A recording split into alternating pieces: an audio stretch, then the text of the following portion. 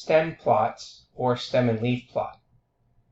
They represent quantitative data by separating each value into two parts: the stem, such as the leftmost digit, and the leaf, such as the rightmost digit.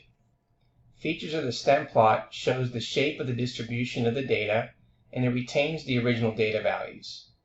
And the sample data are also sorted, which is arranged in order. Now for example 2, we're going to use the heights to construct a stem plot. The data here represents the heights of eruptions by geyser. Identify the two values that are closest to the middle when the data are sorted in order from lowest to highest.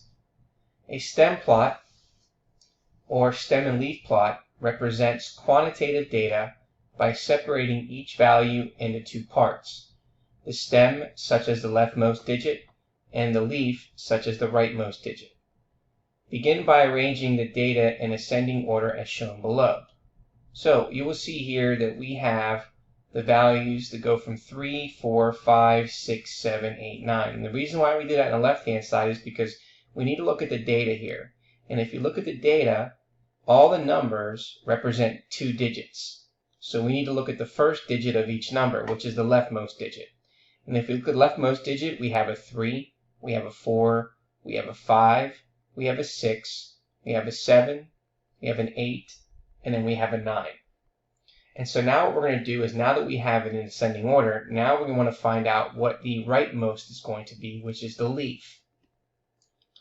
So let's take a look at our first number. Let's look at all the numbers that start with the 3. Well, we have 33. Is there any other number that is listed as 33?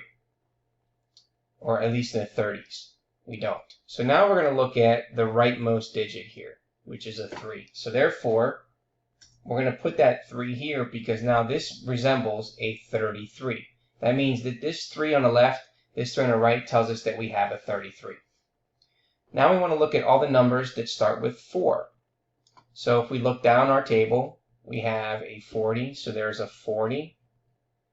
And then if we keep going, we also have a 41. So what that means, okay, and I'm just going to highlight this here, is that we should have written here a 0 and a 1, because this represents two numbers, 40 and 41. Now let's take a look at all the numbers that start with a 5. So we have a 50 here, we have another 50 there, we also have another 50 there, we have a 58, and we also have a 4. So that means we have 1, 2, 3, 4, 5 numbers that start with 5. So we need to represent that over here. So we should have 1 0 from the first 50, and then another 0 from another 50, another 0, and then the 4, and then the 8. So that tells us how many numbers that we have that start with a 5. Now let's take a look at 6. So we have a 9 after the 6, another 9 after the 6, a third 9 after the 6, we have a 0 after the 6, and we have another 0 after the 6. So we have 1, 2, 3, 4, 5 numbers that start with 6, so we should have 5 numbers here. So we have a 0 and a 0, a 9, a 9, and a 9. Let's take a look at the numbers that start with a 7. So we have 7, a 0, and then a 3, and then a 2, and then a 0. So we have 4 numbers there. So therefore, we're going to have a 0 and another 0, a 2, and then a 3. Let's take a look at 8.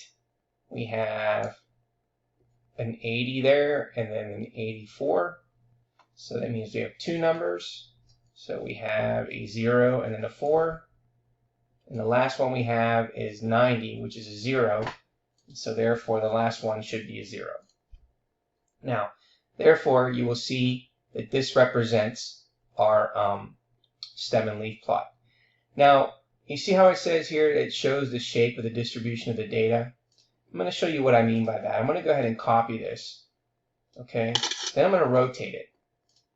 Okay. And then I'm going to tell you what happens here when we rotate this.